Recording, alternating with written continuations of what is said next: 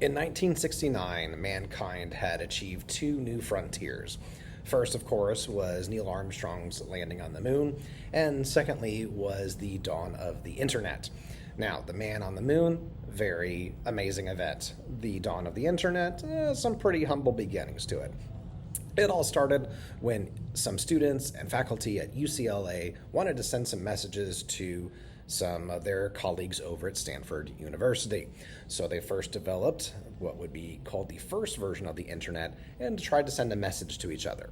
The first grand message ever sent over the internet was LO. L-O. That's it. It was supposed to say login. For the next 20 years, the internet would be exclusively used for professional use. But in 1983 was the precursor to America Online, called GameLine. The idea of GameLine is you could hook up your Atari 2600 to a modem, pay a monthly subscription, and you'd be able to download pretty much any of the Atari 2600 games available.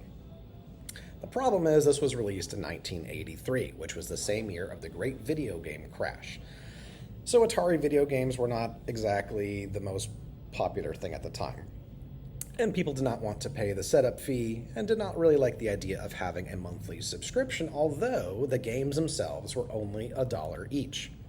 It was kind of like Netflix and Hulu before there was Netflix and Hulu.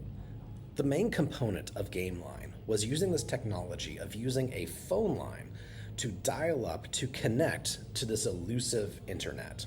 While the internet had been around since 1969, and was used for about 20 years pretty commonly among scientists and students and faculty, it just was not very accessible to the average just American family. While GameLine was not a success, it still had the core technology of a dial-up modem.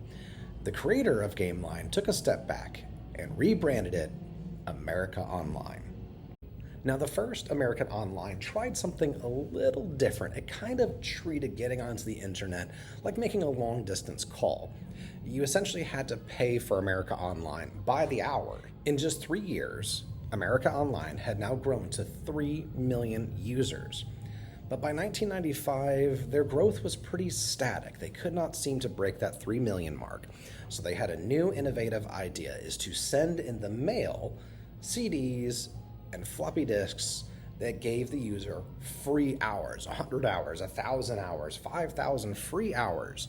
While the free hours promotion did seem to help, it did not move the needle as much as they were hoping it would. So by 1996, America Online made the bold move of treating it more like a cable subscription. By 1996, America Online had switched its service to be $19.99 per month. America Online had grown very quickly that same year to 10 million subscribers, essentially tripling their subscription base. The problem is their infrastructure, which is not ready for it.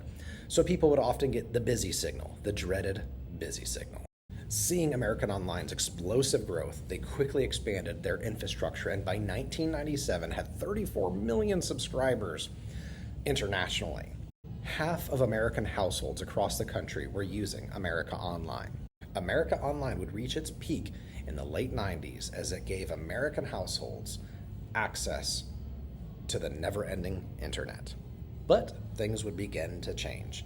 By the early 2000s, dial-up was starting to fade away as broadband began to take its place. Everything quickly began to fall apart for America Online when they were sold to Time Warner, then sold to Verizon, and now even today owned by Yahoo. America Online truly opened a new frontier for us. In your pocket right now is a cell phone that easily connects to the internet with the wealth of all human knowledge. And yes, we primarily use it to argue over social media and of course to watch cat videos. But at the end of the day, America Online is what made all this possible. You've got mail.